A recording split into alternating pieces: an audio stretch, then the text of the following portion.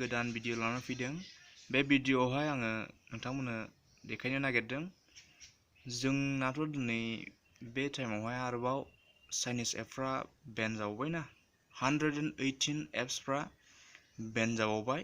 आरोबाव सिगांहाय जोंना एप्सफ्रा 558 एप्सफ्रा बन्द जादोंमोन। दा 180 अल टुगेदार 180 एप्सफ्रा बन्द जाबाय। बेजों लोगोसे जोंनि पपुलार पाबजि गेमाबो बे इन्डियायावहाय बे कान्ट्रियावहाय बन्द जाबाय आरोखि। नैबे पाबजिया जोंना दा नोंथांमोना नायलांदो माबे एप्सफ्रा बन्द जालांदों। आङो नैबे लिस्टआव नोंथांमोननो खिथागोन। बाहाय बुंदों Here is the list of all 118 Chinese apps that have been banned in the country. बे जोंनि कान्ट्रियावहाय आरोखि जोंनि भारतआव जोंनि भारत हादरावहाय माबे चाइनिज एपफ्रा बेन जाबावखो। जोंथ' मिन्थियोना गोबां जोंनि गेजेरावहाय चाइनाजों इन्डियाजोंहाय बर्डार इस्यु जागासिनो दङ। बेनि थाखायहाय बे एप्सखौ आरोबाव जोंनि गभर्नमेन्टआ मोजांनि थाखायहाय बेखौ बेन खालामनाय जाबाय आरोखि। दा नायलांदो लिस्टआवथ' नाम्बार 1आव दङ नै आबुस लन्चार प्र 2 आबुस लन्चार बायदि एप्स दं नै 3 4 अल टुगेदार 118 दङ। आङो नोंथांमोननो बेखौ फरायथिनानै होलांला, नोंथांमोना नायलांबानो जाबाय। आबुस फ्लेश लाइटबो दङ 5आव काट बायदिसिना फेसिउ मा एप्स दं नै सुपार क्लिन विचेट गभर्नमेन्ट विचेट स्मल किउ ब्राश टेनजन विकिउन नामा पिटुनो विचेट वर्क साइबार हान्टार। नोंथांमोना सोर बेफोरखौ इउज खालामोमोन एसे नायलादो। Cyber Hunter light knife out super mega champions down of इस्लिस लुडु। नैबे लुडुआबो जोंनि गेजेरावहाय बेन जासिगोन। नैबे 30 नाम्बारावहाय लुडुआबो जोंनि गेजेरावहाय पपुलारमोन गेमा, बेबो बेन जासिगोन। ओमफ्राय नै पाबजिया 33 दङ। मबाइलजों लोगोसे लाइटआबो दे बेना कनफिउस दाजासै कुइसन खालामनाङै बादि आरोखि।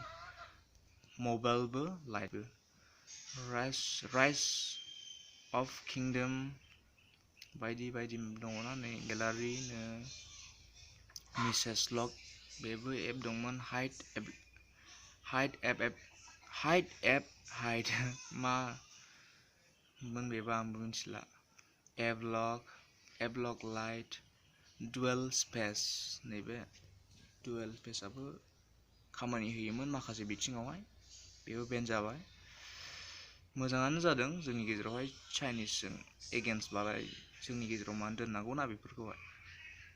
क्लिनार बायदि दं नै भिडिअ प्लेयार फट' गेलारि एलबाम दङ मेरला। गेलारि HD सोर इउज खालामोमोन नोंथांमोना नायब्लानो जाबाय। लासै स्क्रल डाउन खालामनानै नायब्लानो जाबाय नोंथांमोना। प्लास खालामनानै नायब्लानो जाबाय, आं लासै लांगोन। Live view meet carrom friends Ludo All Star बेबो दंमोन। लुडु अल स्टार फेस 72आव इउ डिक्सनारि नैबे जोंनि स्टुडेन्टसफोरनि थाखायहाय एसेब्लाबो हेल्पफुल होयोमोन आरोखि। डिक्सनारिया माखासे वर्ड्सफोरखौहाय बाहायबो मोननो हायोमोन। ओमफ्राय मिक'सेट किटि लाइफ बायदि एप्स दं नै मबाइल थावबावबो दङ।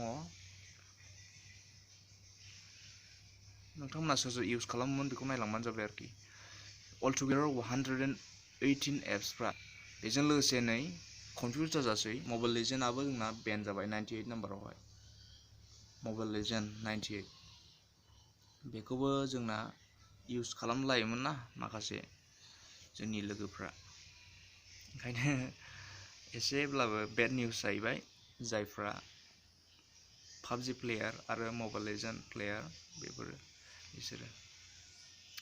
बिउटि प्लास नै बेबो गर्ल्सफोरनि थाखायहाय बिउटिफाइ खालामनायाव एसेब्लाबो मदद होयोमोन। पाराल स्पेस लाइट बेबो लाइट दंबावोमोन नै। बेफोरनो दे गासिबो एप्सफ्रा 118 था ना नै लास्ट नैबेसिम आरोखि।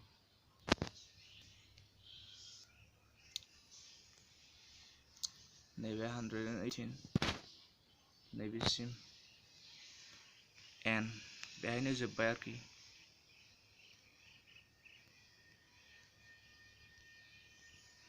जेखियानो जादोआ बे एप्सखौ नोंथांमोना नुबाय, नोंथांमोना बेखौहाय नायनानै दिनैहाय बुजिबायब्ला नोंथांमोना एसेबाबो लाइक होलांदो आरो बे भिडिअखौहाय शेयार खालामदो जाहाथे जोंनि आंगो लोगोफ्राबो आरोबाव जायफ्रा मिन्थिनो मोनाखै दासिमबो बिसोर बुजिनो हानायफोरबादि। आसा खालामदों नोंथांमोना गोदानब्ला आंनि बे चेनेलावहाय नोंथांमोना आंनि चेनेलखौहाय साबस्क्राइब खालामलांगोन होननानै। आरो नोंथांमोना माबादि भिडिअ लाबावनांगौ बेखौहाय कमेन्ट डाउन खालामदो आरो बे भिडिअखौहाय माबादि मोनखो नोंथांमोना बेखौहाय फोरमायथिदो आंनोबो जाहाथे आंबो थुलुंगानायखौ मोननायफोरबादिया। दानो आङो बे गेजेरावनो नोंथांमोननि गेजेरावहाय बे भिडिअखौहाय एसेयावनो दोनथ'बाय। Thank you.